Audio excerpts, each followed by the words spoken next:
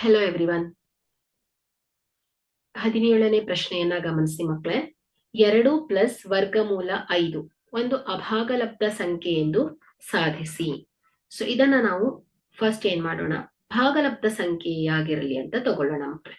ಹಾಗಾದ್ರೆ ಇಲ್ಲಿ 2 ಪ್ಲಸ್ ವರ್ಗಮೂಲ 5 ಒಂದು ಭಾಗಲಬ್ಧ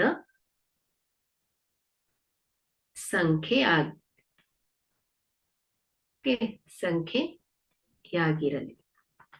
ಸೊ ಇದು ಭಾಗಲಬ್ಧ ಸಂಖ್ಯೆ ಆದ್ರೆ ಹೇಗೆ ಬರಿಬಹುದು ನಾವು? P by Q. Okay, so P by Q ರೂಪದಲ್ಲಿ ವ್ಯಕ್ತಪಡಿಸ್ತೇವೆ. ಸೊ ಇಲ್ಲಿ ಪಿ ಮತ್ತು ಕ್ಯೂ ಏನ್ ಹೇಳಿ, ಪಿ ಮತ್ತು ಕ್ಯೂಗಳು ಸಹ ಅವಿಭಾಜ್ಯಗಳು. ಓಕೆ, ಸಹ ಅವಿಭಾಜ್ಯಗಳು. ಸೊ ಇಲ್ಲಿ ಬಿ ಏನಾಗಿರುತ್ತೆ, ನಾಟ್ ಈಕ್ವಲ್ ಟು 0 ಆಗಿರುತ್ತೆ. ಇಲ್ಲಿ ಸಹ ಅವಿಭಾಜ್ಯಗಳು ಅಂದ್ರೆ ಏನು ಮಕ್ಕಳೇ?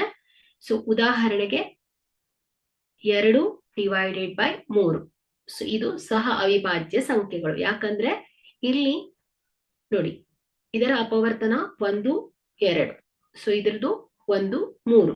ಸೊ ಇಲ್ಲಿ ಈ ಎರಡು ಸಂಖ್ಯೆಗಳಿಗೆ ಒಂದನ್ನ ಹೊರತುಪಡಿಸಿ ಯಾವುದೇ ಸಾಮಾನ್ಯ ಅಪವರ್ತನಗಳನ್ನ ಹೊಂದಿಲ್ಲ. ಸೊ ಅಂತಹ ಸಂಖ್ಯೆಗಳನ್ನ ಏನಂತ ಹೇಳ್ತೇವೆ ನಾವು? ಸಹ ಅವಿಭಾಜ್ಯ ಸಂಖ್ಯೆಗಳು ಅಂತ ಹೇಳ್ತೇವೆ.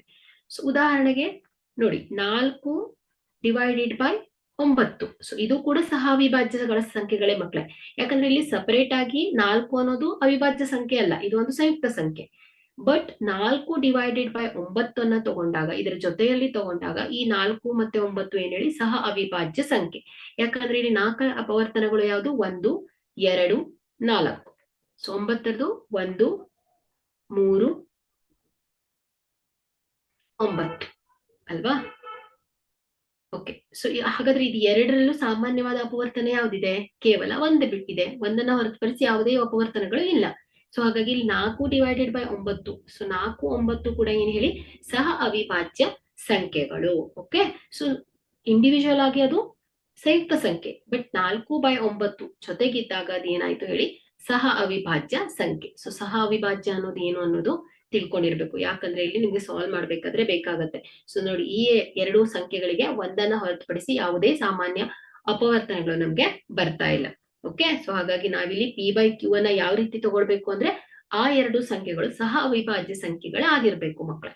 ಓಕೆ, ಸೊ ಈಗ ಇಲ್ಲಿ ಇದನ್ನ ವರ್ಗಮೂಲ 5 ಅನ್ನ ಸಪರೇಟ್ ಮಾಡಿದ್ರೆ ವರ್ಗಮೂಲ 5 is equal to P by Q minus 2. So ಇದ್ರ ಜೊತೆ ಇರೋದು ರೈಟ್ ಸೈಡ್ ಹೋದಾಗ ಪ್ಲಸ್ ಇದ್ದಿದ್ದು ಮೈನಸ್ ಆಯ್ತು. ಸೊ ಈಗ ವರ್ಗಮೂಲ 5 ಈಸ್ ಈಕ್ವಲ್ ಟು ಏನ್ ಹೇಳಿ P minus 2q divided by Q. So ಇಲ್ಲಿ ವರ್ಗಮೂಲ 5 ಒಂದು ಏನ್ ಹೇಳಿ ಅಭಾಗಲಬ್ಧ ಸಂಖ್ಯೆ ಅಲ್ವಾ? ಯಾಕಂದ್ರೆ ನಿಮ್ಗೆ ಆಲ್ರೆಡಿ ಗೊತ್ತಿದೆ. ಸೊ ಈಗಾಗಲೇ ನೀವು ವರ್ಗಮೂಲ 5 ಅಭಾಗಲಬ್ಧ ಸಂಖ್ಯೆ ಎಂದು ಸಾಧಿಸಿ, ವರ್ಗಮೂಲ 2 ಅಭಾಗಲಬ್ಧ ಸಂಖ್ಯೆ ಎಂದು ಸಾಧಿಸಿ. ಸೊ ಇದನ್ನ ನೀವು ಮಾಡಿದ್ದೀರಾ. ಸೊ ಅಭಾಗಲಬ್ಧ ಸಂಖ್ಯೆ ಅದನ್ನ ಭಾಗಲಬ್ಧ ಸಂಖ್ಯೆ ಆಗಿರಲಿ ಅಂತ ತಗೊಂಡು ಕಾಂಟ್ರಡಿಕ್ಟ್ ಮಾಡ್ಕೊಂಡು ಅದನ್ನ ಅಭಾಗಲಬ್ಧ ಸಂಖ್ಯೆ ಅಂತ ಪ್ರೂವ್ ಮಾಡಿದ್ದೀರಾ. ಸೊ ಹಾಗಾದ್ರೆ ನಿಮ್ಗೆ ಈಗಾಗಲೇ ಗೊತ್ತಿದೆ ವರ್ಗಮೂಲ 5 ಅನ್ನೋದು ಒಂದು ಅಭಾಗಲಬ್ಧ ಸಂಖ್ಯೆ ಅಂತ. ಹಾಗೂ ಇಲ್ಲಿ P minus 2q by Q ಏನ್ ಹೇಳಿ ಪಿ ಬೈ ಕ್ಯೂ ಫಾರ್ಮ್ ಅಲ್ಲಿ ಬಂದಿದೆ. ಸೊ ಇದು ಒಂದು ಭಾಗಲಬ್ಧ ಸಂಖ್ಯೆ ಆಯ್ತು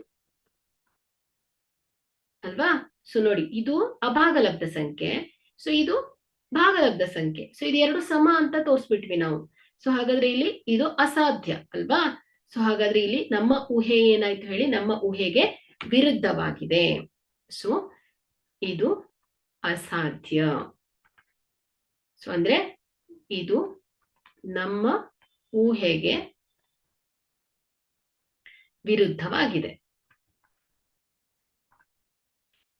ಹಾಗಾದ್ರೆ ಇಲ್ಲಿ 2 ಪ್ಲಸ್ ವರ್ಗಮೂಲ 5 ಒಂದು ಭಾಗಲಬ್ಧ ಸಂಖ್ಯೆ ಎಂಬ ನಮ್ಮ ಊಹೆ ಏನ್ ಹೇಳಿ ತಪ್ಪಾಗಿದೆ. ಒಂದು ಭಾಗಲಬ್ಧ ಸಂಖ್ಯೆ ಎಂಬ ನಮ್ಮ ಊಹೆ ಏನಾಗಿದೆ ಮಕ್ಕಳೇ? ತಪ್ಪು ಅಲ್ವಾ? ಸೊ ಹಾಗಾದ್ರೆ 2 ಪ್ಲಸ್ ವರ್ಗಮೂಲ 5 ಏನಾಯ್ತು ಹೇಳಿ? ಒಂದು ಅಭಾಗಲಬ್ಧ ಸಂಖ್ಯೆ ಆಯ್ತು. Okay, thank you.